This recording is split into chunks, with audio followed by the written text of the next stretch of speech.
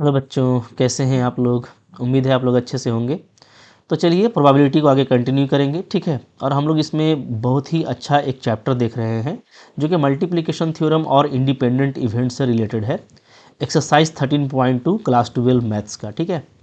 तो देखो, multiplication theorem और इंडिपेंडेंट इवेंट, इससे हर लेवल पे के एग्ज़ाम में क्वेश्चंस आते हैं, कोई भी कंपटीशन हो, और बोर्ड एग्ज़ाम के लिए भी काफ़ी इंपॉर्टेंट है। तो और आप देख रहे हो कि 1 से 2 लाइन में इसका क्वेश्चन बनता है, बिल्कुल कॉन्सेप्ट बेस्ड है, ठीक है। तो हम लोग 1 से 10 तक कर चुके थे और कुछ अच्छा प्रैक्टिस करेंगे। आज हम लोग 11 नंबर क्वेश्चन से देखने वाले हैं, ठीक है। चलिए स्टार्ट कीजिए। तो 11 नंबर क्वेश्चन भी सिंपल है। क्या बोलता है, given 2 events A and B such that, आपको प्रोबेबिलिटी दिया हुआ है, ए का दिया हुआ है और बी की प्रोबेबिलिटी भी आपको गिवन है, ठीक है। ए की जो प्रोबेबिलिटी है वो 0.3 है और बी की जो प्रोबेबिलिटी है वो 0.6 है। तो आपको फाइंड करना है बारी बारी से ये सब चीज़ें, ठीक है। देखो, नंबर 1 फाइंड करेंगे यहाँ पे। नंबर 1 क्या है जी? नंबर 1 है पी ए एंड बी। तो पी ए एंड बी का मतलब क्या होता है? ए इंटरसेक्शन बी, ठीक है। और चूंकि ये आपको इंडिपेंडेंट इवेंट है, तो हम लोग जानते हैं कि इंडिपेंडेंट इवेंट के केस में जो ए इंटरसेक्शन बी का प्रोबेबिलिटी है वो simply P A into P B के बराबर होता है, ठीक है। तो वैल्यू पुटअप कर दीजिए। तो पी ए दिया हुआ है 0.3 और ये दिया हुआ है 0.6, मल्टीप्लिकेशन करेंगे क्या आ जाएगा? 0.18 आ जाएगा, ठीक है। काफ़ी सिंपल है। आगे देखो, नंबर 2 हमको बोल रहा है P A and not B, ठीक है। तो हमको ए लेना है, एंड के लिए हम लोग क्या करेंगे? इंटरसेक्शन लगाते हैं। और नॉट बी, तो नॉट बी का मतलब हो गया बी का कॉम्प्लीमेंट, ठीक है। अब देखो, यहाँ पे ये सिंपली क्या हो जाएगा? P A into P B का कॉम्प्लीमेंट, ऐसा हो जाएगा जी, ठीक है। क्यों? क्योंकि हम लोग जानते हैं कि क्या गिवन है? गिवन है कि ए और बी क्या है? ए और बी आर इंडिपेंडेंट। ये हमारा इंडिपेंडेंट है, ठीक है, शॉर्ट में लिख दिया मैंने। तो अगर ए और बी इंडिपेंडेंट है तो हमको पता है कि ऐसे केस में ए कॉम्प्लीमेंट, ठीक है, और बी कॉम्प्लीमेंट भी इंडिपेंडेंट होता है। बल्कि अगर आप सिर्फ एक ए ले रहे हो और दूसरा में कॉम्प्लीमेंट है तो वो भी आपस में इंडिपेंडेंट होगा। मतलब ए और बी कॉम्प्लीमेंट भी आपस में इंडिपेंडेंट होगा। तो जैसे ए और बी के लिए इंटरसेक्शन में सिंपली उसका मल्टीप्लिकेशन हो जाता है, तो यहाँ पे भी ए और बी कॉम्प्लीमेंट के लिए उसका जो इंटरसेक्शन का प्रोबेबिलिटी है वो सिंपली मल्टीप्लिकेशन के बराबर आ जाएगा, ठीक है। अब देखो, पी ए तो हमको पता है 0.3 है। पी बी कॉम्प्लीमेंट को हम लिख सकते हैं कैसे? 1 माइनस प्रोबेबिलिटी ऑफ बी, ठीक है जी, ओके। अब देखिए, ये 0.3 है, ये हमारा हो गया 1 माइनस पी बी कितना दिया हुआ है? 0.6 है, ठीक है। तो 0.6 हो गया। तो यहाँ पे वैल्यू हमारा आ रहा है 0.3 और 1 में इसको माइनस करेंगे तो 0.4 मिलेगा। तो फाइनली 0.12 आ रहा है। बिल्कुल मोहब्बत से निकलने वाला क्वेश्चन है, ठीक है। नंबर 3 देखिए, नंबर 3 क्या है? नंबर 3 है पी ए और बी। तो ए और बी का मतलब क्या होता है? और होता है यूनियन। तो ए यूनियन बी निकालना है, ठीक है। तो यहाँ पे सिंपली हम लोग लगाएंगे अलजेब्रा, तो हो जाएगा ये P A plus P B minus P A intersection B होगा, ओके। पी ए हमको दिया हुआ है 0.3 है, पी बी 0.6 है और इंटरसेक्शन का जो वैल्यू है वो हम लोग निकाल चुके हैं 0.18 है, ओके। तो यहाँ से ये देखो, दोनों को ऐड करेंगे 0.9 आएगा और 0.18। तो अब आप 90 में माइनस करो 18 को, कितना बचेगा जी? तो 0.762 बचेगा ना, 72, यस 72 बचेगा, ओके। तो 0.72 यहाँ पे हमारा आंसर आ जाएगा। बिल्कुल देखो, मोहब्बत से बन रहा है, कुछ हम लोगों को बहुत ज़्यादा मेहनत करने का ज़रूरत नहीं है। 1 लाइन का क्वेश्चन है, ठीक है। आगे देखिए, क्वेश्चन नंबर 4 क्या बोलता है? 4 बोलता है neither A nor B. That means आपको निकालना है प्रोबेबिलिटी ऑफ ए का complement not A and B का कॉम्प्लीमेंट नॉट बी, ठीक है। अब देखो, इसको हम लोग यहाँ पे ऐसे लिख सकते हैं ना, पी ए का कॉम्प्लीमेंट इंटरसेक्शन बी का कॉम्प्लीमेंट, ठीक है। अब अभी मैंने आपको बताया कि अगर ए और बी आपस में इंडिपेंडेंट है तो ए का कॉम्प्लीमेंट और बी का कॉम्प्लीमेंट भी इंडिपेंडेंट होता है। ये हम लोग प्रॉपर्टी में देखे थे, ओके। तो यहाँ पे ए का कॉम्प्लीमेंट बी का कॉम्प्लीमेंट भी आपस में क्या होगा? इंडिपेंडेंट होगा। तो सिंपली हम लोग इसको ऐसे लिखेंगे, ए का कॉम्प्लीमेंट इंटू बी का कॉम्प्लीमेंट, ठीक है। अब कॉम्प्लीमेंट को हटाने के लिए क्या किया जाता है? तो 1 माइनस करते हैं प्रोबेबिलिटी ऑफ ए और बी का कॉम्प्लीमेंट भी हटाएंगे तो 1 माइनस प्रोबेबिलिटी ऑफ बी, ठीक है, ओके। अब देखो, यहाँ पे ये हो जाएगा 1 माइनस पी ए आपका 0.3 है और 1 माइनस ये आपका 0.4 है, ठीक है। 0.6 था ना, ये 0.6 है, यस। तो ये आपका 0.7 आ जाएगा। और ये मेरा 0.4 आएगा, तो फाइनली आंसर कितना आ जाएगा 0.28। ओके, तो काफ़ी आसानी के साथ में निकल जा रहा है। और पहले का एक तरीका और है, चाहो तो आप इसको एक और तरीके से बना सकते हो। दूसरा जो इस यहाँ पे मेथड है वो ये है कि अगर हम लोग इसको देखें तो यहाँ पे हम लोग डिमॉर्गन्स अप्लाई करेंगे, तो ये हो जाएगा क्या, ए यूनियन बी का होल कॉम्प्लीमेंट। ठीक है, ओके, डिमॉर्गन्स अप्लाई करेंगे, तो ऐसा हम लोग लास्ट लेक्चर में बहुत सा क्वेश्चन किए हैं। तो अब यहाँ पे ए यूनियन बी एक सिंगल कह सकते हो कि प्रोबेबिलिटी हो गया। ठीक है, तो इसका कॉम्प्लीमेंट हटाएंगे तो करेंगे 1 minus P A union B. Okay, तो यहाँ पे 1 माइनस इसका यूनियन का वैल्यू हम लोग निकाले हैं 0.72 है, तो 0.72। ठीक है, फिर से आप माइनस कीजिएगा 1 में, तो ये 0.28 आएगा। तो चाहे आप ऐसे निकालिए या ऐसे निकालिए, बात बराबर है। तो एक ही क्वेश्चन को हम लोग दो तरीके से ही बना सकते हैं। ठीक है, तो सारी चीज़ें आपके दिमाग में रहनी चाहिए ताकि कोई कन्फ्यूज़न हमारे माइंड में ना रहे। तो बिल्कुल देख रहे हैं लॉलीपॉप क्वेश्चन है, बट है इंपॉर्टेंट। इसी तरह का क्वेश्चन आता है, बच्चे फंसते भी हैं। ठीक है, चलो आगे देखो। फिर देखो जी, यहाँ पे क्या है, यहाँ पे हमारे पास में सेकंड 12 नंबर क्वेश्चन आ रहा है। क्या बोलता है, बोलता है कि ए डाई इज टॉस्ड थराइस, एक डाई को 3 बार उछाला गया है। ठीक है, find the probability of getting an odd number at least 1। ठीक है, अब देखो प्रोबेबिलिटी को 3 बार फेंका गया है ना, अगर आप सॉरी डाई को 3 बार उछाला गया है, अगर हम लोग इसको सैम्पल स्पेस से बनाना चाहें और इवेंट से, तो एक बड़ा क्वेश्चन है, बट मैं उससे भी बताऊंगा ताकि आपको कोई कन्फ्यूज़न ना रहे। ठीक है, तो इस क्वेश्चन को हम लोग 2-3 तरीके से बना सकते हैं, ताकि हर तरह का आपको कन्फ्यूज़न को मैं दूर कर दूँ। ठीक है, तो डाई को 3 बार फेंका गया है और बोलता है find the probability of getting an odd number at least 1। तो आना चाहिए क्या, ऑड नंबर आना चाहिए कम से कम एक बार। तो एटलीस्ट 1 है, जबकि 3 बार फेंका गया है, इसका मतलब है कि एक डाई में वो ऑड नंबर हो सकता है। ठीक है, एटलीस्ट 1 है कम से कम, तो हम 2 डाई में भी ले सकते हैं ऑड नंबर, और हम 3 डाई में भी ले सकते हैं। ठीक है, देखो मैं यहाँ पे सोल्यूशन कर रहा हूँ इसका।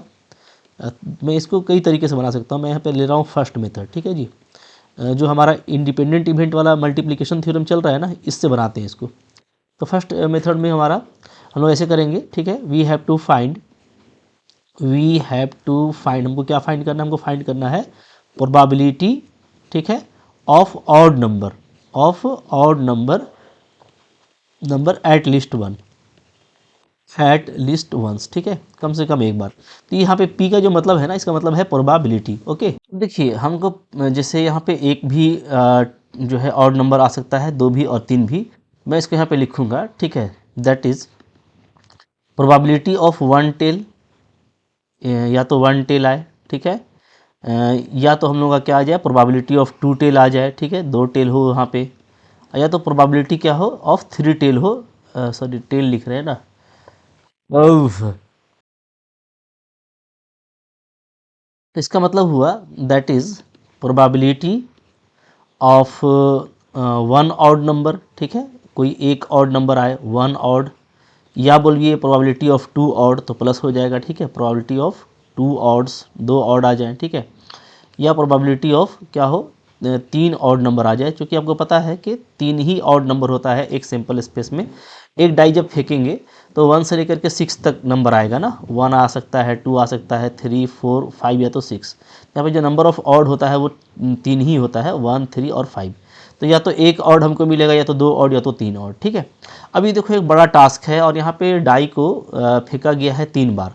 तो यहाँ पे कॉम्प्लीमेंट का मेथड यूज़ करना काफ़ी इंपॉर्टेंट होगा। ठीक है, मैं आपको बता रहा हूँ कि प्रोबेबिलिटी में जो 2 चीज़ें बहुत धुन के इस्तेमाल की जाती हैं, उसमें एक तो कॉम्प्लीमेंट है यानी उल्टा चलना, और दूसरा है परमुटेशन का यूज़ करना। तो अभी इस क्वेश्चन में दोनों चीज़ें डिस्कस होंगी, आप इसको अच्छे से देखिए। ठीक है, तो इसको हटा करके मैं इसको ऐसे बोल सकता हूँ, क्या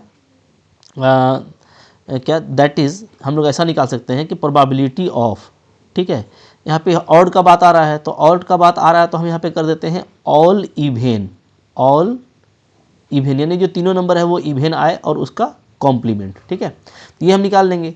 इसलिए कि देखो अगर ऑल इवेन का देखा जाए, तीनों इवेन ले लें। ठीक है, तो इवेन का जो कॉम्प्लीमेंट होगा वो क्या होगा, वो होगा कि फिर तो किसी न किसी एक नंबर में इवेन नहीं होगा, यानी कोई ना कोई एक नंबर ऑड हो सकता है, या 2 ऑड हो सकता है, या 3 ऑड हो सकता है। ठीक है, तो 1 ऑड लिया जाए, 2 ऑड लिया जाए, 3 ऑड लिया जाए, इससे अच्छा है कि हम उसका उल्टा चलते हैं कि भाई कोई ऑड ना ले।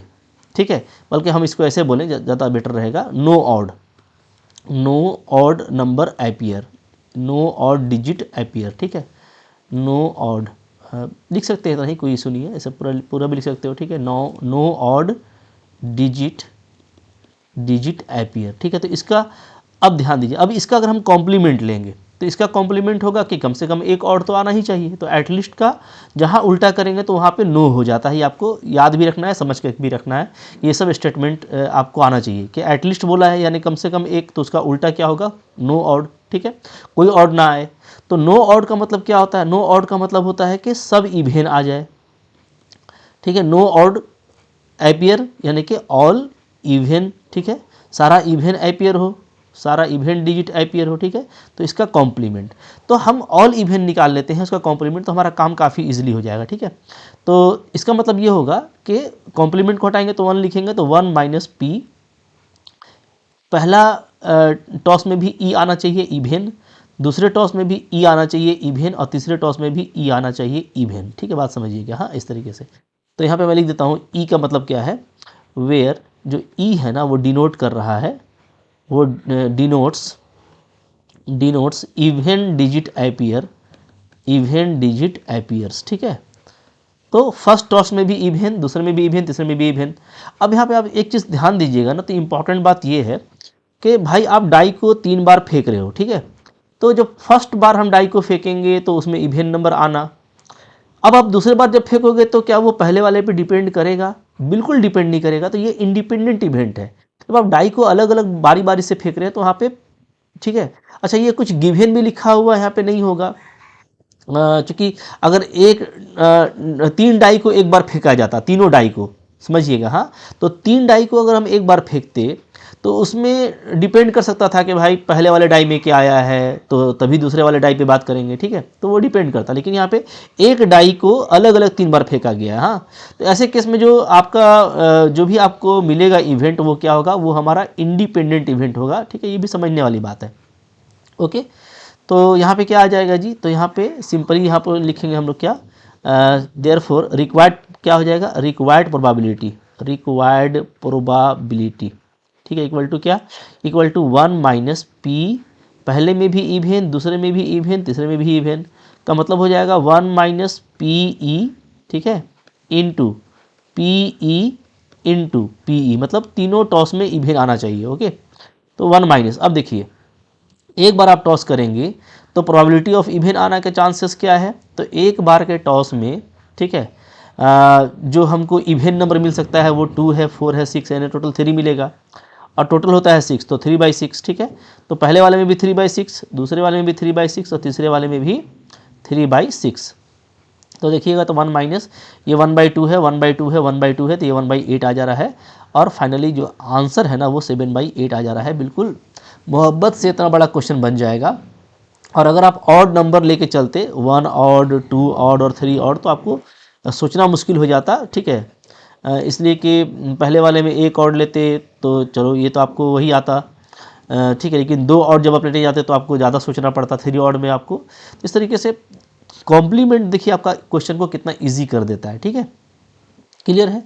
अच्छा, अब यहाँ पे कुछ भी बातें मैं आपको बता देता हूँ। जैसे देखो, हम लोग अगर बात करें फॉर 1 टॉस, ठीक है, for single toss, single toss, ठीक है, क्योंकि यहाँ पे जो प्रोबेबिलिटी निकाला गया है ना ये सिंगल टॉस का है, ठीक है, एक पहला टॉस किया गया, फिर दूसरा सिंगल, फिर तीसरा सिंगल, ठीक है, तीनों में टॉस में आपको इतना ही मिलेगा probability of getting event digit. तो फॉर सिंगल टॉस आप देखोगे चूँकि सिंपल स्पेस क्या बनता है, 1 2 3 4 5 6, ठीक है। और अगर हमको इवेंट नंबर चाहिए तो जो यहाँ पे इवेंट नंबर आएगा, इवेंट डिजिट आएगा, वो क्या आएगा, वो आपका आएगा 2 या तो 4 या तो 6, ठीक है। तो जो प्रोबेबिलिटी ऑफ इवेंट होगा गेटिंग इवेंट डिजिट, वो क्या हो जाएगा, वो 3/6 हो जाएगा। यहाँ पे मैंने दिखा दिया जो मैंने यहाँ पे लिखा था, ठीक है, तो आप इसको समझ लीजिए, क्वेश्चन में उसको करके दिखाने का कोई ज़रूरत नहीं है, ओके। अच्छा, अब आप यहाँ पे बोल सकते हैं कि सर इसको अगर हम लोग इवेंट वाइज बनाएं, क्योंकि जैसे ही क्वेश्चन बच्चे देखते हैं तो बच्चों को लगता है कि डाई को 3 बार फेंका गया है, तो भाई यहाँ पर वो चले जाते हैं इवेंट वाइज, क्योंकि कंपटीशन में पता नहीं रहता कि भैया ये जो है इंडिपेंडेंट इवेंट का क्वेश्चन है। और यहाँ पे देखिए, अच्छा यहाँ पे ये बात मैंने नहीं लिखा ना कि इच ट्रायल में इवेंट डिजिट का पाना क्या है, वो आपका इंडिपेंडेंट इवेंट है, तभी तो हम लोग इसको मल्टीप्लाई करके लिख दिए हैं ना, ठीक है, प्रॉपर्टी से। तो बहुत सारी बातें मैं आपको यहाँ पे समझाता हूँ 1 to 1, तो यहाँ पे मैं लिख देता हूँ, ठीक है। यहाँ पे आप लिख दीजिए सिंस क्या, सिंस इन ईच टॉस, ठीक है, getting an event digit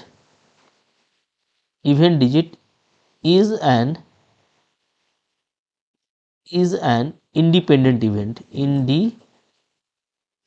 event, ठीक है। तो हर टॉस में इवेंट डिजिट का पाया जाना है कि एक इंडिपेंडेंट इवेंट है, मतलब सेकेंड टॉस का फर्स्ट टॉस से कोई रिश्ता नहीं है। जब आप थर्ड बार टॉस कर रहे हो तो उसको भी कोई मतलब नहीं है कि सेकंड और फर्स्ट में क्या आया था, तो ये इंडिपेंडेंट है। और इंडिपेंडेंट होने की वजह से ही ये हम लोग पढ़ चुके हैं पहले भी कि इस तरह का ई को हम लोग इस तरीके से अलग अलग बस जस्ट मल्टीप्लिकेशन में कर देंगे, ठीक है। अच्छा, यहाँ पे बहुत सारी बातें करनी है, आइए उस पर भी करते हैं हम लोग थोड़ा सा, और कुछ एक आध मेथड भी देखेंगे, थोड़ा डिस्कस भी करेंगे डिटेल में, तो ज़्यादा मज़ा आएगा, ठीक है, ताकि किसी तरह का कोई कन्फ्यूज़न आपके सीने में ना रहे। अब देखिए यहाँ पे अगर आप कंडीशनल प्रोबेबिलिटी अप्लाई करेंगे, याद रखिए मैं आपको एक सिंपल सा चीज़ बताता हूँ कि भाई कंडीशनल प्रोबेबिलिटी तभी जो है कुछ डिफरेंट होता है जब वो एक्चुअली पहले अक्रेंस होने वाले इवेंट पे डिपेंड करता हो। अगर डिपेंड नहीं करेगा तो वो फिर लाइक इंडिपेंडेंट इवेंट है, ठीक है। तो कोई इसको ऐसे भी लिख सकता है, इसे मैं आपको बता रहा हूँ अल्टरनेटिव वे, ठीक है। एक मैं दूसरा तरीका भी ले लेता हूँ, मान लो कोई निकाल रहा है, यहाँ से मैं बात कर रहा हूँ, ठीक है, किसी ने निकाला इसको ऐसे रिक्वायर्ड प्रोबेबिलिटी, ठीक है। अब वो डिसीज़न नहीं ले पाया कि जैसे ये हमको निकालना है जी ई और ई, ठीक है, तो 1 तो रहेगा 1 माइनस। अब चलो अब इसकी बात करते हैं। अब कोई डिसीजन नहीं ले पाया कि ये इंडिपेंडेंट है कि नहीं है, तो वो क्या करेगा, तो वो यहाँ पे मल्टीप्लिकेशन थ्योरम अप्लाई करेगा, ठीक है। तो कैसे करेगा, बोलेगा probability of getting even in first toss, ठीक है, into probability of given an event digit when it is known that event digit in first toss is already occurred, ठीक है। ये है probability of even in first toss, ठीक है।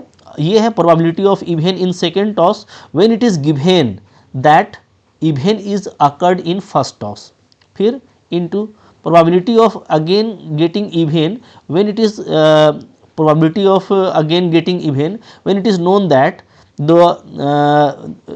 that event occurred in first two toss, ठीक है। तो अगर आप कंडीशनल लिखेंगे वेज में, आपको इंडिपेंडेंट कंफर्म नहीं है तो आप लिखोगे कंडीशनल वेज में, तो यहाँ पे भी आप देखिए फर्क नहीं पड़ेगा। जैसे देखिए 1 माइनस पहले टॉस में इवेंट का आना तो 3/6, ठीक है जी, ओके, इनटू।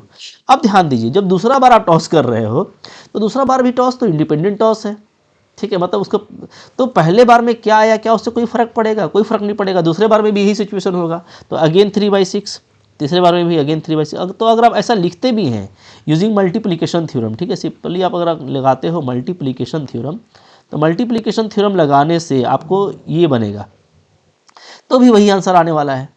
और अगर आप ये समझ जाते हैं कि यहाँ पे ये इंडिपेंडेंट सारा ट्रायल है, तो चूंकि सारा इंडिपेंडेंट ट्रायल है इसलिए आप डायरेक्टली यहाँ पे क्या करेंगे, इंडिपेंडेंट इवेंट का जो होता है रिजल्ट वो अप्लाई करेंगे तो आपको जल्दी मिल जाएगा। बात समझ में आ रही है।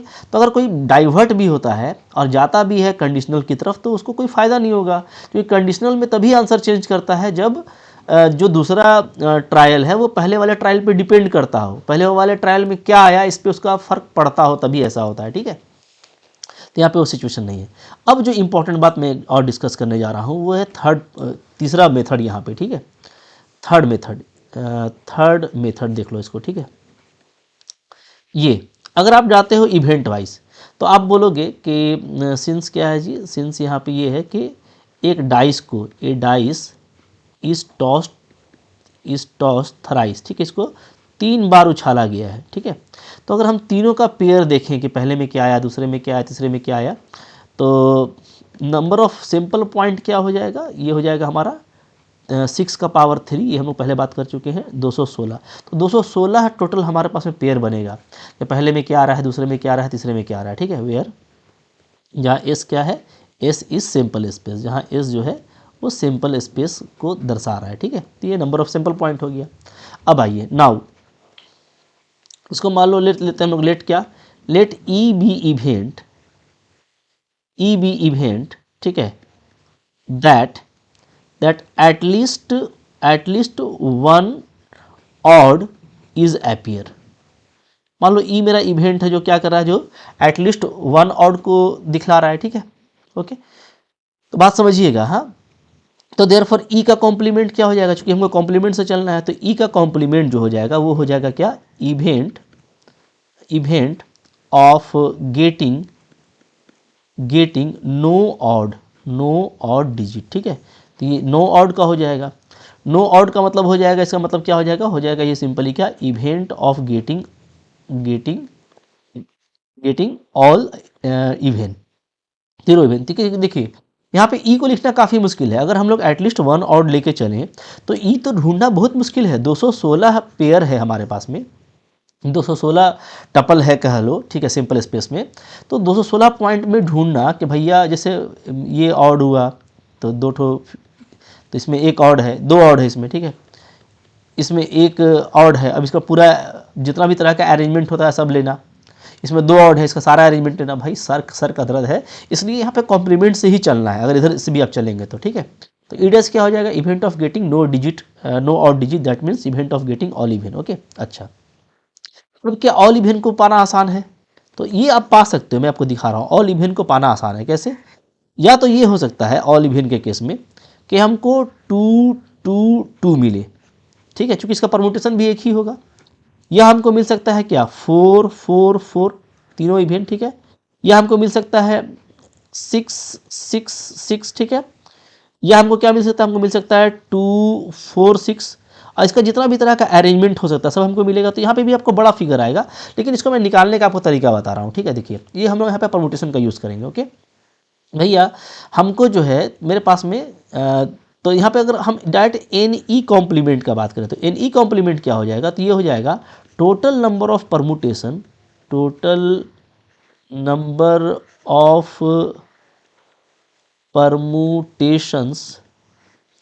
परमुटेशंस ऑफ, ठीक है, ऑफ 3 डिजिट 246, ठीक। मतलब सिंपली ये क्वेश्चन क्या हो गया, हमको देखो, हमको ईडेस लिख करके दिखाने से तो कोई यहाँ मतलब नहीं है, हमको क्वेश्चन सोल्व करना है। तो हमको चाहिए बस ये देखना कि मेरा नंबर ऑफ इवेंट क्या आता है, नंबर ऑफ फेवरेबल इवेंट क्या आता है। तो भैया यहाँ पे कुछ है नहीं, यहाँ पे आप एक्चुअली 2 4 और 6 को कितने तरीके से आप अरेंज कर सकते हो, बस ये देख लो, क्योंकि सारा यहाँ पे अरेंजमेंट लिखा जा रहा है, ठीक है।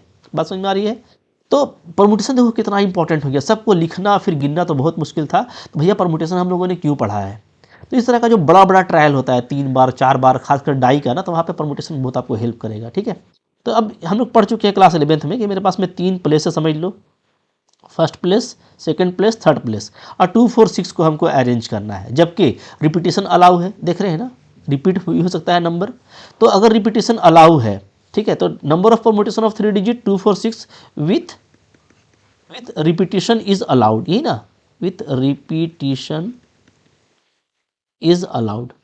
तो हम लोग रिपीटेशन को यहाँ पे अलाउ करेंगे तो क्या आ जाएगा जी, तो आप क्लास 11th में पढ़े हो कि भाई अगर हम लोग रिपीट कर सकते हैं, ठीक है, तो सिंपली 3 प्लेस को अरेंज करने का तरीका कितना होगा, इसके लिए 3 तरीका होगा, इसमें से कोई एक डाल देंगे।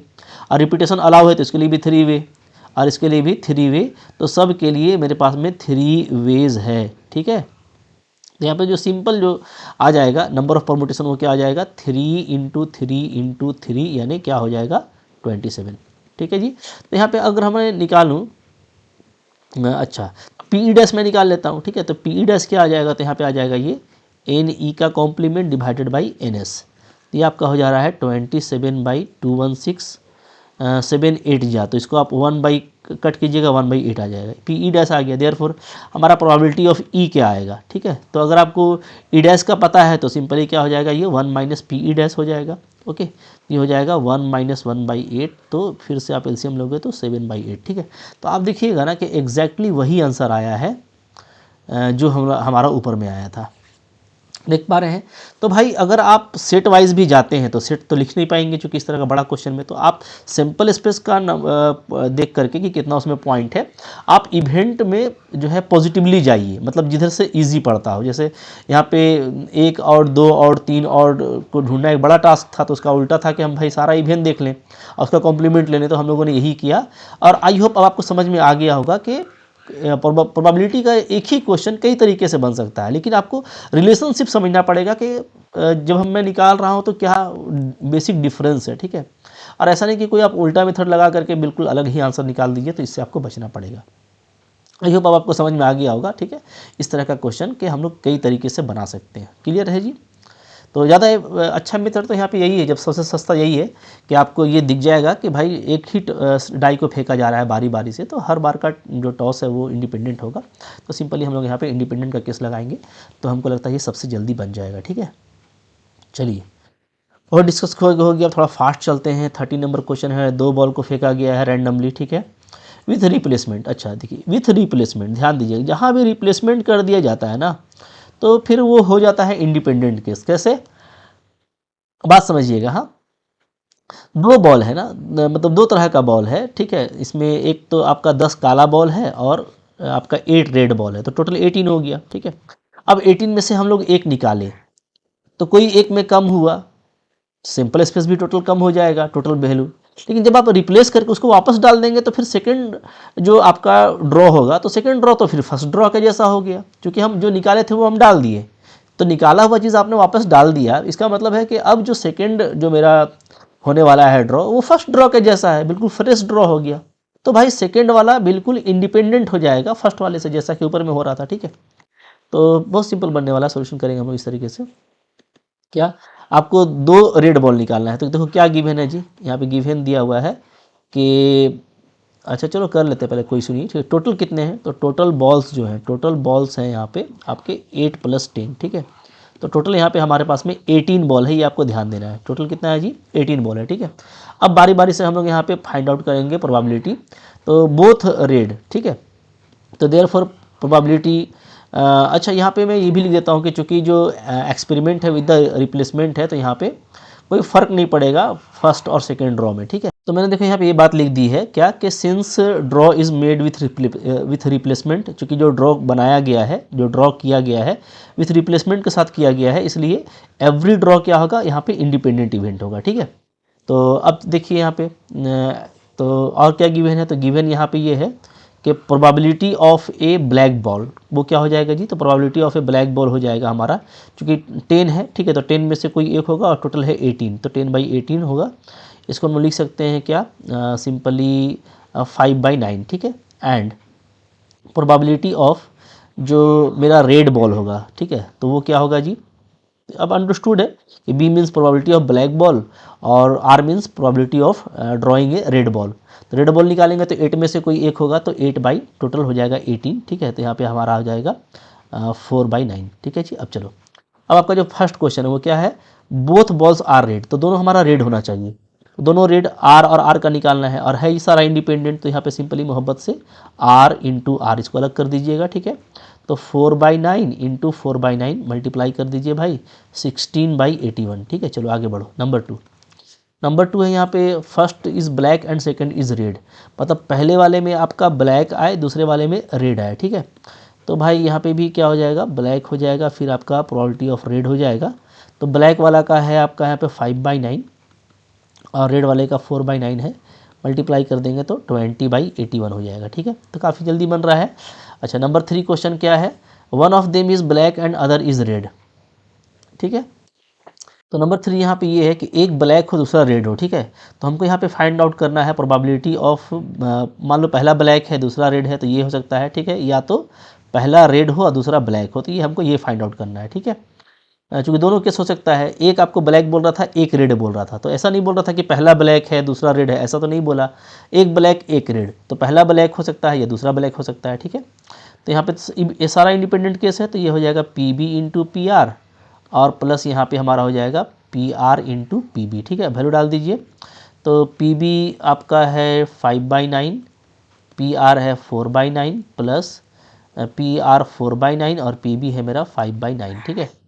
तो दोनों जगह हमारा 20 आ रहा है, 20 40 हो जाएगा भाई, 81 हो जाएगा। तो बिल्कुल मोहब्बत से इस तरह का क्वेश्चन बनेगा, एकदम लॉलीपॉप क्वेश्चन है, ठीक है जी।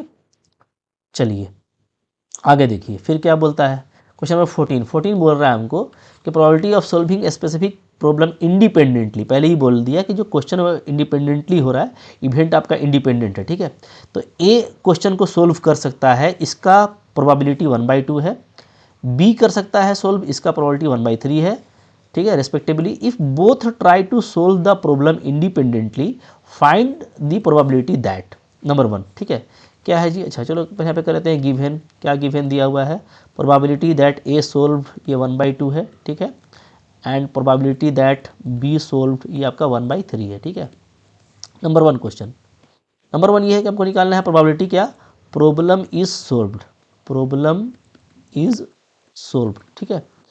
तो प्रॉब्लम कब सोल्व होगा, जब दोनों में से कोई एक सोल्व कर दे तो प्रॉब्लम सोल्व हो गया। तो इसका मतलब हो गया प्रॉब्लम क्या, एटलीस्ट वन इज सोल्व्ड, ठीक है। दोनों में से कोई एक कर दे, या तो ए कर दे या तो बी कर दे, तो प्रॉब्लम हमारा क्या हो जाएगा, सोल्व हो जाएगा, ठीक है जी। तो यहाँ पे ये चीज़ हो जा रहा है सिंपली क्या, पी ए कर दे या तो बी कर दे, ठीक है, दोनों में से कोई एक कर दे। तो यह इसका मतलब हो गया पी ए यूनियन बी, और यहाँ पे अलजेब्रा अप्लाई करोगे तो पी ए हो जाएगा प्लस क्या हो जाएगा, पी बी हो जाएगा minus P A intersection B हो जाएगा, ठीक है। अब देखो पी ए हमको दिया हुआ है कितना है 1/2, पी बी दिया हुआ है 1/3, और इसका वैल्यू हो जाएगा क्या, P A into P B. क्यों जी, इसलिए कि ए और बी यहाँ पे क्या है, इंडिपेंडेंट इवेंट है, ठीक है। अच्छे से लिख देता हूँ मैं, यहाँ पे ये बी है ना, कन्फ्यूज़न नहीं करना है, ए इंटरसेक्शन बी लिखा हुआ है, ठीक है। चलिए तो यहाँ पे लिख सकते हैं आप सिंस क्या, सिंस ए एंड बी, ठीक है, are independent events, are independent events, are independent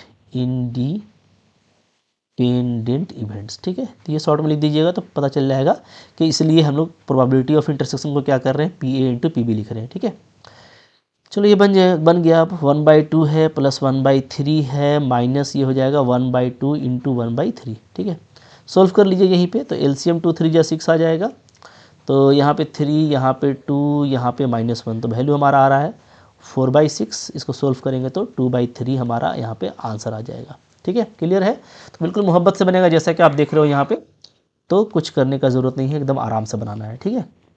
चलिए फिर यहाँ पे बोलता है exactly one of them solve the problem, ठीक है, एग्जैक्टली वन ऑफ देम, तो दोनों में से कोई एक एग्जैक्टली इसको सोल्व कर रहा हो, तो नंबर 2 ये है, क्या है जी, probability that exactly one solve, ठीक है, कोई एक ही सोल्व करे। तो यहाँ पे ये हो सकता है कि ए करे, ए सोल्व कर दे, ठीक है, और बी जो है वो सोल्व नहीं कर पाए, ये हो सकता है, ठीक है। तो probability of A and B का कॉम्प्लीमेंट ये होगा, और या तो हो सकता है यानी प्लस करेंगे, प्रोबेबिलिटी ऑफ ए ना करे और बी कर दे, तो यही इसका मतलब होगा, ठीक है। अब देखिए है ये इंडिपेंडेंट, तो यहाँ पे सिंपली क्या हो जाएगा, ये P A into P B का कॉम्प्लीमेंट हो जाएगा, ओके। इंडिपेंडेंट में तो डायरेक्टली मल्टीप्लाई करते हैं, फिर यहाँ पे क्या हो जाएगा, P A dash into P B हो जाएगा।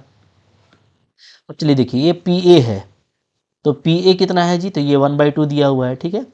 कॉम्प्लीमेंट तो पी बी आपका दिया हुआ है ऊपर में 1/3, 1/3 का कॉम्प्लीमेंट क्या होगा, 1 - 1/3 हो जाएगा, ठीक है, प्लस फिर पी ए डैश, तो पी ए 1/2 है, तो इसका कॉम्प्लीमेंट करेंगे तो 1 - 1/2, ठीक है। तो आप बिल्कुल, आप हैबिट होगी अब आपको करने में, एकदम बिंदास होगा, ठीक है। तो 1/2 इंटू ये हो गया 2/3 प्लस यहाँ पे हो जाएगा 1/2 इंटू 1/3, तो आप देखेंगे तो एलसीएम तो 6 आ रहा है और ऊपर में 2 और 1 3 आ रहा है, तो फाइनली आंसर हो जाएगा 1/2, ठीक है। तो 1/2 इसका आंसर होगा, तो काफ़ी देखो इजीली बनने वाला है, कोई मुश्किल क्वेश्चन नहीं है, ओके। क्लियर है जी, चलिए आगे बढ़िए। क्वेश्चन नंबर 15 देखो, 15 क्या बोलता है, बोलता है 1 card is drawn at random, ठीक है, 52 प्लेइंग कार्ड से एक कार्ड को निकाला गया है, in which of the following case the event E and F are independent. Check out करना है कि ई और एफ किस किस केस में इंडिपेंडेंट है, ठीक है। तो देखिए बहुत सुंदर इजीली बन जाएगा, जैसे हम लोग यहाँ पे देखें तो फर्स्ट क्वेश्चन को सोल्व कर रहे हैं, ठीक है। एज पर क्वेश्चन डायरेक्ट लिख दो, जो कि क्वेश्चन में सब लिखा हुआ है कि ई क्या है, इवेंट है, drawing card drawn is a spade, तो according to question probability of E क्या हो जाएगा, तो भाई स्पेड कार्ड, तो 52 ताश के पत्तों में 13 कार्ड स्पेड होता है। ये कार्ड का पूरा इन्फॉर्मेशन भी आपको मैंने लास्ट लेक्चर वाले में दिया है, 11th क्लास में भी दिया है, आप अच्छे से देख लेना, ठीक है। चलो एक बार यहाँ पे बता देता हूँ मैं, है ना, चूँकि बार बार इसका यूज़ पड़ता रहता है, हम बोला तो आपको याद कर लिए होंगे, नहीं किए हो तो कर लो, ठीक है। जैसे देखो 52 पत्ता होता है ना, तो 52 ताश के पत्ते में क्या होता है जी, पहले तो याद रखो कि 26 ब्लैक होता है, ओके, और 26 क्या होता है, रेड होता है, ये आपको याद रखना है, ठीक है। 26 काला और 26 लाल होता है, ठीक है।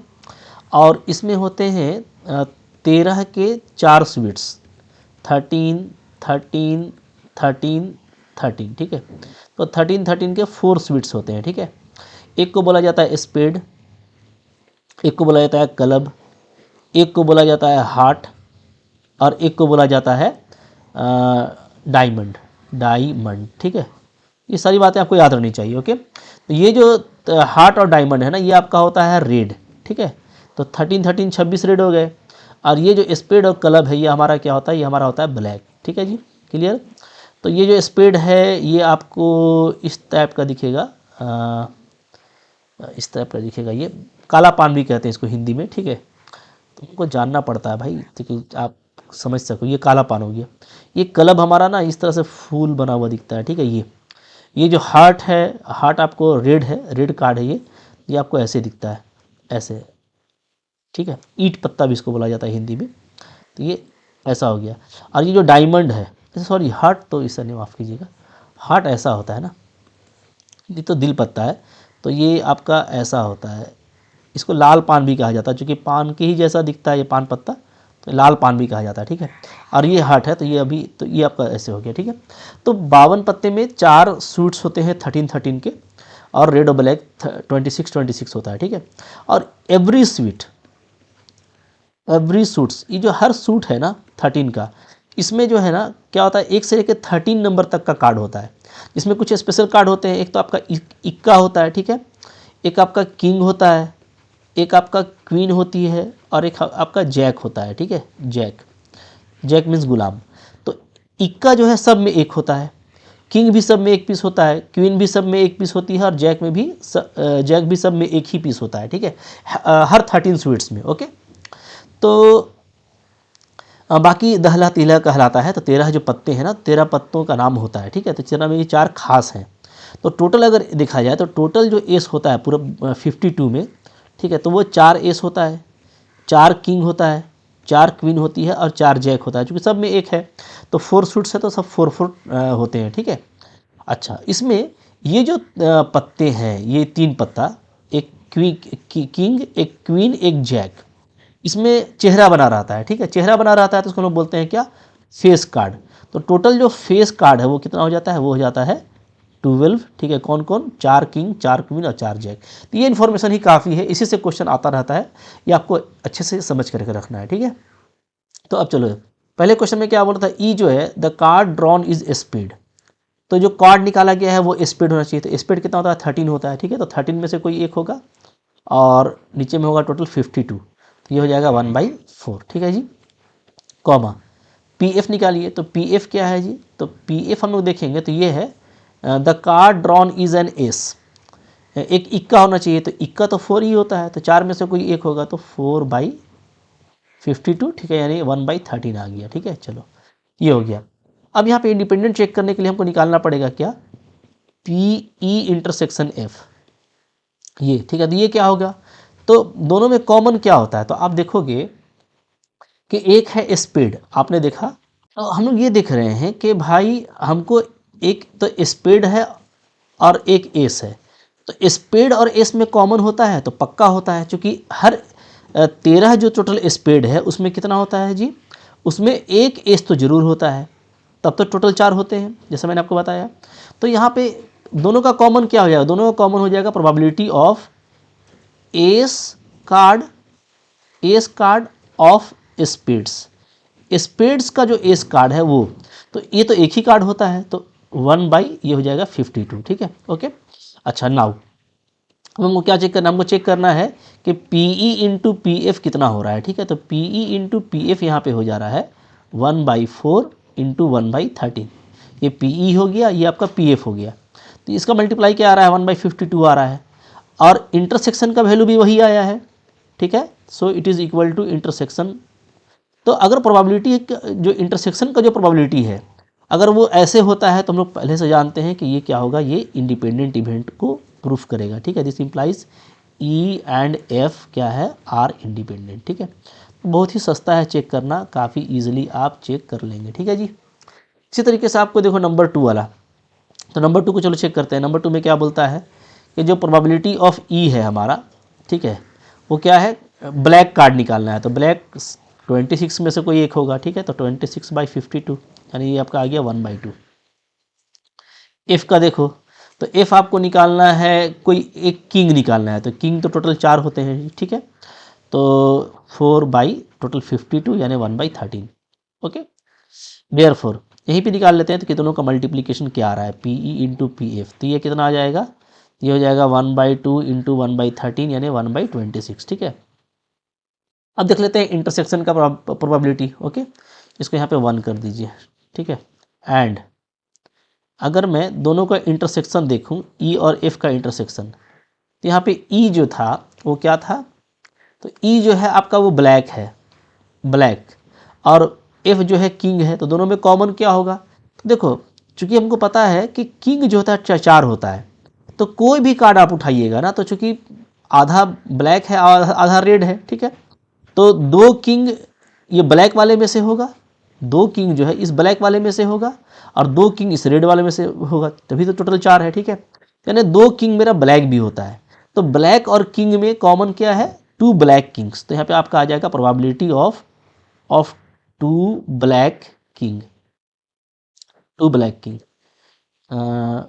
या ब्लैक किंग सिंपल लिख सकते हैं क्योंकि वो तो 2 ही पीस होता है। तो प्रोबेबिलिटी ऑफ ब्लैक किंग्स, ठीक है, ब्लैक किंग्स। तो यही कॉमन होगा ना, किंग और ब्लैक में क्या कॉमन होगा, तो ब्लैक किंग हो गया। तो ब्लैक किंग 2 होता है और टोटल हो गया हमारे पास में 52। तो ये आपका आ जा रहा है 1/26, ठीक है जी, ओके। ये हो गया इक्वेशन 2। अब आप इक्वेशन 1 को देखिए और इक्वेशन 2 को देखिए, दोनों में वैल्यू क्या आया है, 1/26 आया है। इसका मतलब क्या है कि बाई 1 एंड 2 ये हो रहा है ना कि जो इंटरसेक्शन का जो प्रोबेबिलिटी है वो सिंपली क्या आ रहा है, वो simply P E into P F के बराबर आ रहा है। दैट मीन्स क्या कि ई और एफ हमारा इंडिपेंडेंट इवेंट है, ठीक है। तो देखो प्रूफ करना बहुत सिंपल है भाई, ठीक है, बिल्कुल आसानी के साथ प्रूफ होगा, okay. So this implies E and F are independent events, ठीक है, क्लियर है। चलिए अब आगे बढ़ते हैं। फिर देखो क्या है 3 नंबर, देखो यहाँ पे क्या बोलता है, the card drawn is king और क्वीन। किंग निकालिए तो क्वीन निकालिए, ठीक है। और एफ में बोलता है क्वीन निकालिए तो जैक निकालिए। चलो इस 3rd नंबर को यहीं पे देख लेते हैं हम लोग, ठीक है। ये हो गया हमारा 3rd नंबर। क्या बोलता है, तो ई जो है प्रोबेबिलिटी ऑफ ई क्या हो जाएगा जी, तो आपको बोलता है किंग या तो क्वीन। तो किंग भी 4 होती है, 4 है, क्वीन भी 4 है, तो या तो ये 4 या तो ये 4, तो टोटल 8 हो जाएगा। तो हो जाएगा 8/52, ठीक है। कट कर दीजिएगा तो 4/13 आ जाएगा। 4 से ही कट कर देते हैं, तो 4 से कट करेंगे तो यहाँ पे हो जाएगा हमारा 2/13, ठीक है। चलिए कॉमा पी एफ निकालिए, ठीक है। तो पी एफ देख लेते हैं, पी एफ में है क्वीन और जैक। तो क्वीन 4 होता है, जैक भी 4, तो टोटल 8 हो गया। तो 8/52, तो ये भी हम लोगों का कितना आ रहा है, 2/13 आ रहा है, ठीक है।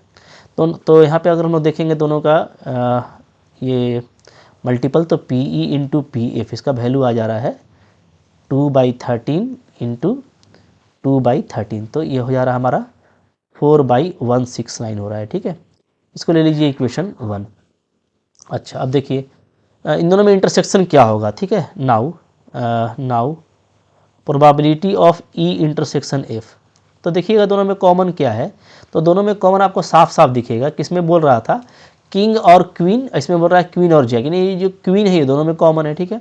तो क्वीन टोटल क्या होता है, 4 होता है ना, तो 4 में से कोई एक हो जाएगा, तो बहुत जल्दी पिक कर लीजिएगा, ठीक है। यहाँ पे आ जाएगा हमारा प्रोबेबिलिटी ऑफ क्वीन। तो क्वीन कितना आता है, 4, और टोटल हो जाएगा हमारा 52। तो यहाँ पे इसको कट करेंगे तो हो जाएगा 1/13, ओके। तो आप देख सकते हो कि इक्वेशन 1 और 2 यहाँ पे इक्वल नहीं आया है, ये कुछ और फिगर है, ये कुछ और फिगर है। सो देयरफॉर क्या, P E intersection F is not equal to P E into P F, ये दोनों आपस में बराबर नहीं है, ठीक है। So we can say F E and F are not independent, ये दोनों आपस में इंडिपेंडेंट नहीं है। ठीक है, तो काफ़ी जल्दी इस तरह का क्वेश्चन आपसे बन जाएगा। ओके, तो आगे बढ़ो। फिर देखो जी क्या है 16 नंबर क्वेश्चन। ये क्या बोलता है, बोलता है एक हॉस्टल में 60% स्टूडेंट क्या है, हिंदी न्यूज़पेपर पढ़ता है। ठीक है, 40% इंग्लिश पढ़ता है न्यूज़पेपर और 20% दोनों पढ़ता है।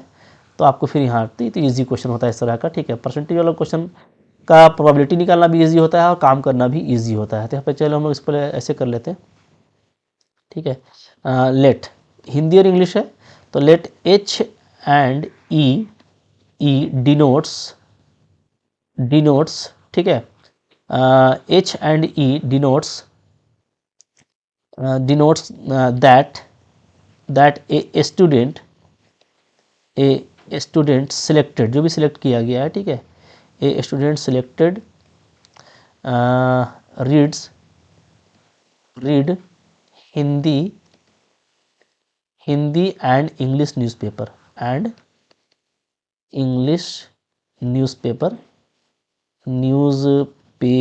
रेस्पेक्टिवली। ठीक है, तो हम लोगों ने एच फॉर ले लिया कि जो स्टूडेंट सिलेक्ट हुआ है वो हिंदी न्यूज़पेपर पढ़ता है, और ई फॉर ले लिया हम लोगों ने कि जो सिलेक्टेड स्टूडेंट है वो हमारा इंग्लिश न्यूज़पेपर पढ़ता है। ठीक है, देयरफॉर अब ये हमारा गिवन हो गया। क्या गिवन हो गया कि प्रोबेबिलिटी ऑफ हिंदी न्यूज़पेपर पढ़ने वाले कितने हैं जी, तो ये हैं हमारे 60%, यानी 60/100, दैट मीन्स 6/10। ठीक है, अच्छा, प्रोबेबिलिटी ऑफ इंग्लिश न्यूज़पेपर वाले कितने हैं, तो ये है हमारा 40/100, दैट मीन्स इसको कट करेंगे तो 4/10 आ जाएगा। ठीक है, and probability of Hindi and English, ये दोनों पढ़ने वाले कितने हैं, अगर सिलेक्टेड स्टूडेंट ऐसा है जो कि दोनों पढ़ता है तो वो है 20%, यानी 20/100, दैट मीन्स क्या 2/10। ओके, ये हमको मिल गया सारा फिगर। तो अब आपको जो क्वेश्चन बनाना है ना वो बनाना काफ़ी यहाँ पे इजी हो जाएगा। ठीक है, तो फर्स्ट क्वेश्चन क्या कहता है, तो ए नंबर बोलता है find the probability that she read neither Hindi nor English. ठीक है, तो यहाँ पे गर्ल्स हैं इसलिए सी लिखा हुआ है। तो पहले हमको निकालना है probability that neither Hindi nor English, जो भी सिलेक्टेड स्टूडेंट है वो ना तो हिंदी पढ़ता है ना तो इंग्लिश पढ़ता है, दैट मीन्स हिंदी का कॉम्प्लीमेंट इंटरसेक्शन क्या इंटरसेक्शन यहाँ पे इंग्लिश का कॉम्प्लीमेंट। ठीक है, अच्छा, इसको चेकआउट कर लीजिए कि क्या ये इंडिपेंडेंट है, तब आपको काम करना इजी हो जाएगा।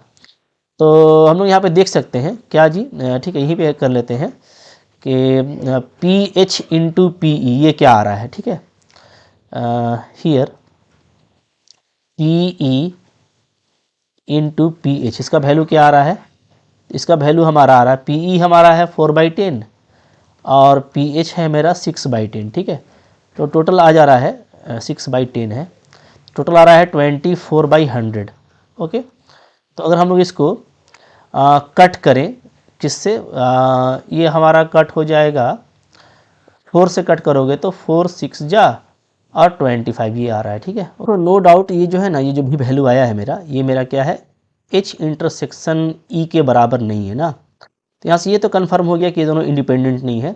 इंडिपेंडेंट रहने से क्या फ़ायदा होता है कि हम लोग इसको एकदम फास्ट बना सकते थे। ठीक है, बट चलो यहाँ पे इंडिपेंडेंट नहीं है तो आपको हम लोगों को इंडिपेंडेंट वाला नहीं लगाना है, जो नहीं है वो नहीं अप्लाई करना है। ठीक है, बिल्कुल ईमानदारी से रहिएगा तो मैथ में कभी भी दिक्कत नहीं होगा। यहाँ पे ये चीज़ क्लियर हो गया कि जो ई और एच है, ठीक है, वो क्या है, वो नॉट इंडिपेंडेंट है, आर नॉट इंडिपेंडेंट पेंडेंट। ठीक है जी, क्लियर हो गया। चलो अब देखो, चलो अब नहीं है तो कुछ कोई दिक्कत नहीं है, काम करते हैं अपने हिसाब से। तो ए नंबर में हम लोग इसको कैसे करेंगे, यहाँ पे डिमॉर्गन्स लॉ अप्लाई करेंगे तो ये हो जाएगा एच यूनियन ई का कॉम्प्लीमेंट, एच यूनियन ई का कॉम्प्लीमेंट। ठीक है, इसका कॉम्प्लीमेंट हटाइएगा तो हो जाएगा 1 minus probability of H union E. अब यहाँ पे ये 1 माइनस रहने दो। ठीक है, यहाँ पे हम यूनियन का अप्लाई करेंगे तो हो जाएगा P H plus P E और माइनस इनका इंटरसेक्शन। ठीक है जी, तो इंटरसेक्शन को ले लेंगे तो यहाँ पे आ जाएगा 1 माइनस पी एच कितना है 6/10 है, ओके, पी ई कितना है 4/10 है और माइनस इंटरसेक्शन कितना है ये 2/10 है। ठीक है, तो वैल्यू हमारा आ जाएगा 1 माइनस यहाँ पे 6 4 10 और 2 तो 8/10 आ जा रहा है, 8/10। ठीक है, तो 8/10 का मतलब हो गया कि हमारा यहाँ पे आ जा रहा है 4/5 कट के, तो 1 माइनस 4/5 यानी वैल्यू क्या आ जाएगा, तो वैल्यू आ जाएगा 1/5। तो पहला का आंसर काफ़ी आसानी से निकल जाएगा। ठीक है, चलो फिर क्या था क्वेश्चन जी, यहाँ पे दूसरा जो क्वेश्चन है वो बोलता है if she read Hindi newspaper, ध्यान दीजिएगा, अगर वो हिंदी न्यूज़पेपर पढ़ती है, find probability that he she read English newspaper. तो अब ये जो हो गया ना, ये सिंपल चीज़ हो गया, यहीं पे निकाल देता हूँ मैं। इसका मतलब हो गया प्रोबेबिलिटी ऑफ आपको फाइंड करना है इंग्लिश न्यूज़पेपर, ठीक है, कि वो इंग्लिश न्यूज़पेपर पढ़ती है, जबकि ये गिवन है कि वो हिंदी न्यूज़पेपर भी पढ़ती है, ये ऑलरेडी गिवन है। ओके, तो ये सिंपल देखो कंडीशनल प्रोबेबिलिटी का केस है, जिसमें कि हमको फाइंड करना है कि वो इंग्लिश पढ़ती है, ठीक है। तो ई फॉर इंग्लिश, तो हम इंग्लिश का निकाल रहे हैं प्रोबेबिलिटी, जबकि ये गिवन है कि वो हिंदी भी पढ़ती है। So it is already known that she read Hindi. तो चलो, तो इसका फॉर्मूला हो जाएगा सिंपली क्या, probability of E intersection H, okay, divided by probability of H. तो इंटरसेक्शन का प्रोबेबिलिटी कितना आया है जी, तो ये 2/10 आया है। सो इट इज़ 2/10, और इसको डिवाइड करना है, ठीक है। तो मैं यहाँ पे लिख देता हूँ, इसको ऐसे लिख देता हूँ, ठीक है, 2/10 हो जाएगा, और डिवाइडेड बाई पी एच का कितना है, तो ये है 6/10। तो 10 कट जाएगा, तो बचेगा आपका 2/6, दैट मीन्स 1/3। तो बिल्कुल 1 लाइन का क्वेश्चन है, ठीक है। इसी तरीके से देखो नीचे का क्वेश्चन है, बोलता है कि ये पता है कि वो इंग्लिश पढ़ती है, तो आपको निकालना है probability that she reads Hindi newspaper. Okay, that means यहाँ पे आपको फाइंड आउट करना है probability of Hindi newspaper when it is known that she read English newspaper. Okay, यहाँ पे फार्मूला क्या हो जाएगा, फार्मूला हो जाएगा एच इंटरसेक्शन ई, ठीक है, डिवाइडेड बाई पी ई। तो ये वैल्यू दिया हुआ है मेरे को 2/10, और पी ई जो है ये मेरा है 4/10। तो 10 को हटा दीजिए, तो 2/4 बचेगा, तो यहाँ पे 1/2। तो देखो कितना सिंपल क्वेश्चन है, और कुछ लिखने का ज़रूरत ही नहीं है, सब कुछ गिवन दिया हुआ रहता है। एक बार हम लोगों ने ये ले लिया कि एच और ई डिनोट कर रहा है that is selected student read Hindi and English newspaper. तो सारा काम आपका देखो बिंदास एक एक लाइन में बनेगा, कुछ नया करने का जरूरत नहीं है, ठीक है। आगे बढ़िए। अब देखो पे लास्ट हमारा कुछ ऑब्जेक्टिव क्वेश्चन आ रहा है। क्या क्या क्वेश्चन है जी, यहाँ पे देखो बोलता है 17 number, the probability obtaining an even prime number on a each die when a pair of die is rolled. तो पेयर ऑफ डाई को रोल किया गया है, तो हमको बोलता है कि दोनों डाई में इवन प्राइम होना चाहिए। तो अगर आप डाई को देखोगे ना, तो डाई में जो सिंपल स्पेस होता है 1 2 3 4 5 6, एक डाई की बात करें तो इसमें जो प्राइम होता है वो 2 प्राइम है, 3 प्राइम है और 5 प्राइम है। तो आपको बोला है इवन प्राइम, तो भाई इवन प्राइम ओनली सिर्फ 2 ही होता है, सिर्फ 2। तो दोनों डाई में 2 2 आए, तो यानी जो इवेंट होगा ना, तो उसमें सिर्फ ओनली ये होगा 2 2, और ये सिर्फ एक ही केस होगा, ठीक है। तो यहाँ पे नंबर ऑफ एलिमेंट 1 हो गया, जबकि 2 डाई फेंकने से जो सिंपल स्पेस में टोटल आएगा वो आ जाएगा 6 का स्क्वायर यानी 36। तो फेवरेबल इवेंट 1 हो जा रहा है और टोटल 36 है, तो 1/36 हमारा करेक्ट ऑप्शन होगा। बिल्कुल लॉलीपॉप क्वेश्चन है, मोहब्बत से बनेगा, ठीक है। 18 नंबर में बोलता है 2 को हम लोग बोलेंगे इंडिपेंडेंट। कब बोलेंगे, तो म्यूचुअली एक्सक्लूसिव इंडिपेंडेंट नहीं होता, ये आपको पता है, ये हम लोग डिटेल में डिस्कस किए हैं, ठीक है। ये अलग चीज़ है, ये अलग चीज़ है। तो यहाँ पे जो बी नंबर है ये बिल्कुल सही है, इसलिए कि अगर ए और बी इंडिपेंडेंट है तो यहाँ से ये भी आएगा कि ए का कॉम्प्लीमेंट और बी का कॉम्प्लीमेंट भी क्या होगा, इंडिपेंडेंट होगा। ये लोग पहले पढ़ चुके हैं, ठीक है, कि ये भी इंडिपेंडेंट होगा।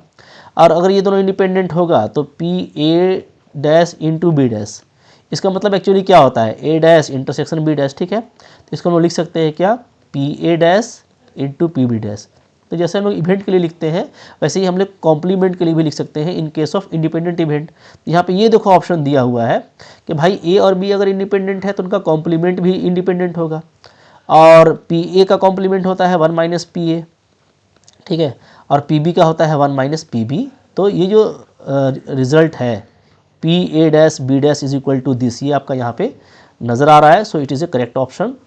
तो भाई बिल्कुल सोच समझ के करना है, और आपने देखा कि मुश्किल क्वेश्चंस नहीं थे, बिल्कुल मोहब्बत से इस तरीके से सारा सिंपल क्वेश्चन दिया हुआ था, ठीक है। और आप बनाओ, आपको कॉन्फिडेंस आ जाएगा। इसके बाद देखो बेयस थ्योरम आ रहा है, उसको हम लोग पढ़ेंगे, वो भी काफ़ी इंपॉर्टेंट है बेयस थ्योरम भी, ठीक है। तो 1 to 1 सारा हम लोग कर रहे हैं। अगर आप इस तरीके से पढ़ते हो ना, अच्छे कॉन्सेप्ट के साथ में सारी बातों को ध्यान रख करके, तो आपको कॉम्पिटिशन में भी कोई दिक्कत नहीं होने वाला। आई होप आपको डेफिनेटली अच्छा लगा होगा, लाइक ज़रूर करके उठिएगा, ठीक है, इसको शेयर कीजिए, और चैनल पे नए हैं सब्सक्राइब करके रखिए। 1 to 1 आपको सारा कंटेंट मिलेगा, ठीक है। एक बार हम लोगों का ये सब कॉन्सेप्ट अच्छा हो गया तो हायर मैथमेटिक्स में आपको दिक्कत नहीं होगी। Okay, thank you very much.